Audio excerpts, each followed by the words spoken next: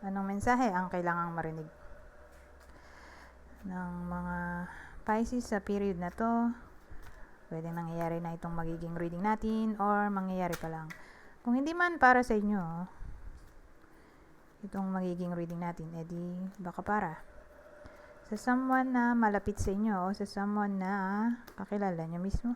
Baka may lumabas na gender mamaya, gawin nyo na lang energy, masculine at feminine energy. Pwede rin naman na huwag nyo nang pansinin ng gender. Hindi ko masasabi kung anong magiging reading ko, positive ba o negative. Depende sa kung anong mapipick up kong energy. Walang masama kung papanoorin ang Sun, Moon at Rising sign. Kasi baka alin man sa mga yan ay mag-resonate na sa sitwasyon nyo. Meron tayo ditong The Fool, Queen of Swords, Justice. Ito bida natin. Babae. Pwede rin namang lalaki kung introvert siya. So, kunin nyo lang yung clue na sa tingin nyo ay fit sa sitwasyon nyo. Okay? Para makilala nyo kung kayo ba yung bida, person nyo, anak nyo, or anyone na malapit sa inyo. So again, babae, di ba? Pwede ring lalaki kung introvert. Single yung tao dito.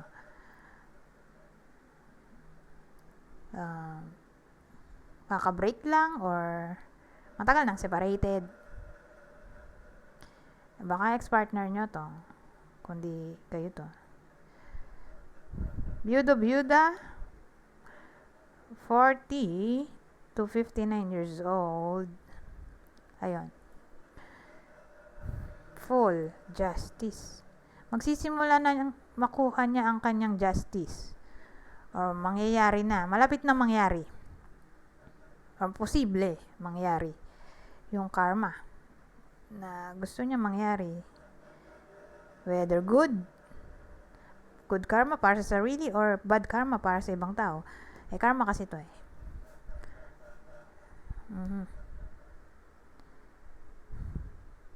Ayun na lang. Or baka naman, pwede ring mangyayari na sa period na to yung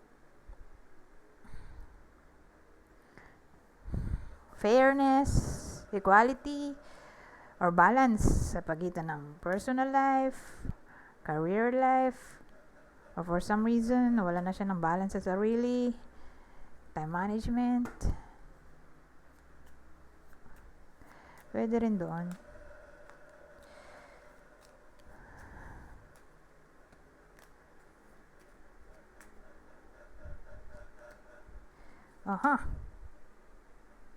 Ano to? So, sa case na to, ito naman ang bida ngayon. Dito sa reading natin. Lalaki naman. Pwede ring babae kung extrovert siya. Ano ba to? Pero more like tatama to sa kakilala nyo. Mas tatama to sa kakilala nyo. Pero kung sa tingin nyo, tumatama sa inyo yung clue, edi baka para sa inyo. Ang kulay ng balat niya ay moreno morena, maitim. In general, or itim ang buhok. Humorous, flirty, adventurous, dramatic, expressive ng feelings, creative.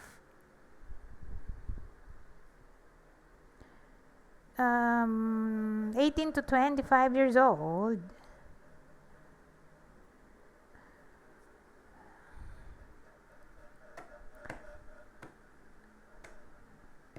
Medyo ningas kugon siya dito.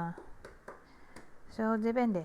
Depende sa clue na mag-resonate sa inyo or sa kakilala nyo. Basta yun yung clue.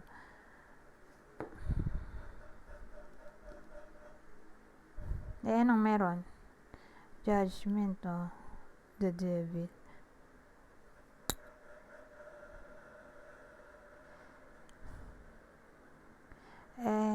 Sabihin natin may bad habits yung tao dito. Doon papasok yung realization na itigil na yung bad habit, obsession, addiction, o call to action to. Naitigil na nga yung negativity dito.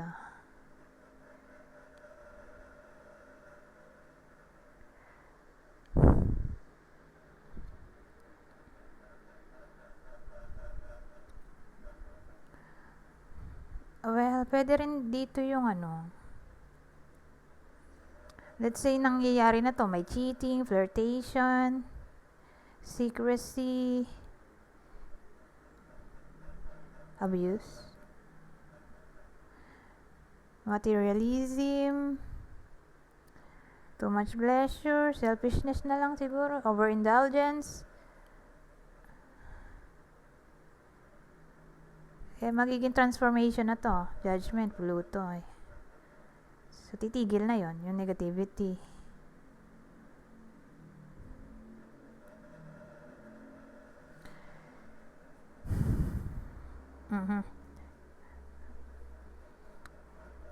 Ano pa ba? Pag-judgment. O baka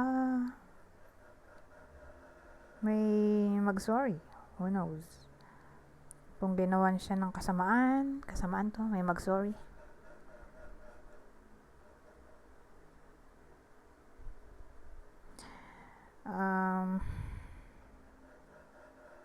Ano pa ba?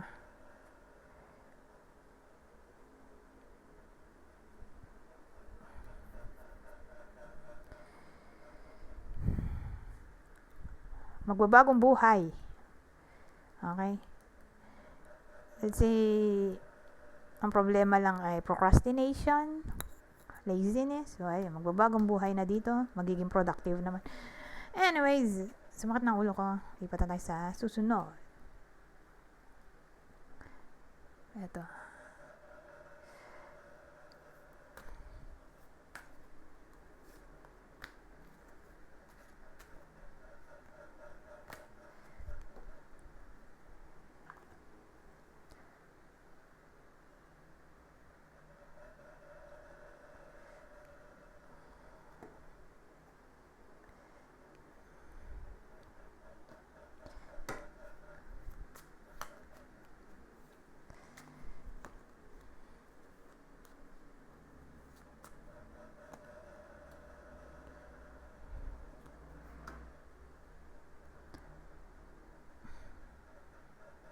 Ayusin ko lang.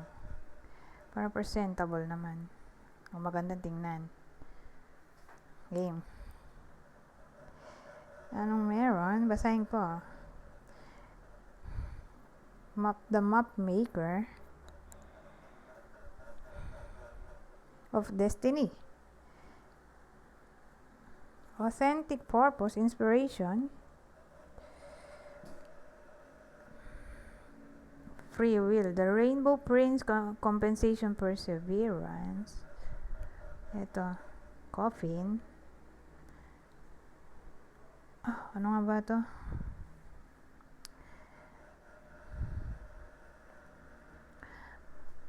Hearth. Yun yung tanda ko Anyways. Ano meron? So, sa period na to,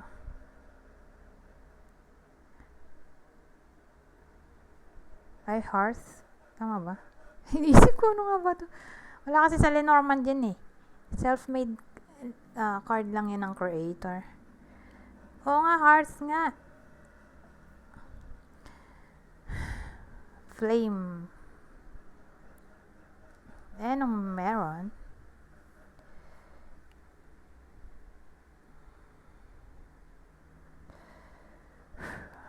Free will.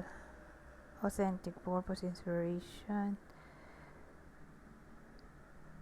So, for some reason, may transformation na maaaring mangyari.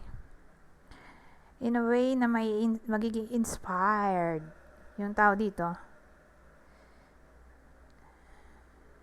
Compensation. Siguro, marirewardan ng effort dito. Kaya, papasok to. Ito ay card ng comfort.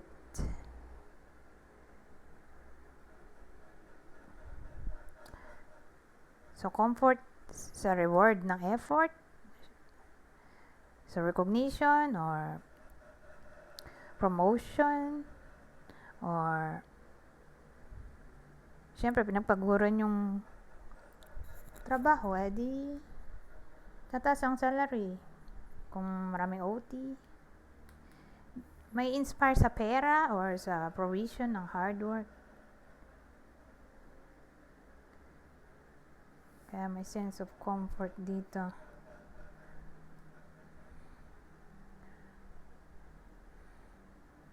When the thing.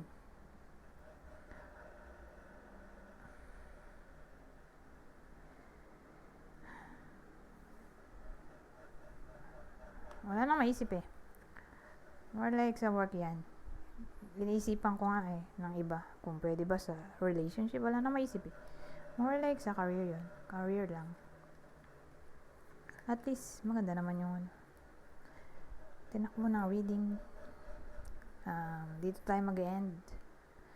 Babasahin ko na lang para mabilis. Kunin nyo lang yung mensahe na sa tingin nyo ay fit sa sitwasyon nyo.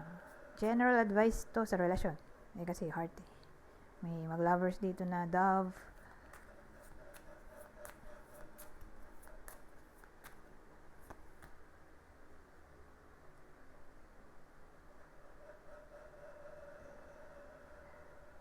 So sabi dito, confusion. All seekers of truth experience confusion. Ask the divine to provide the answers you need.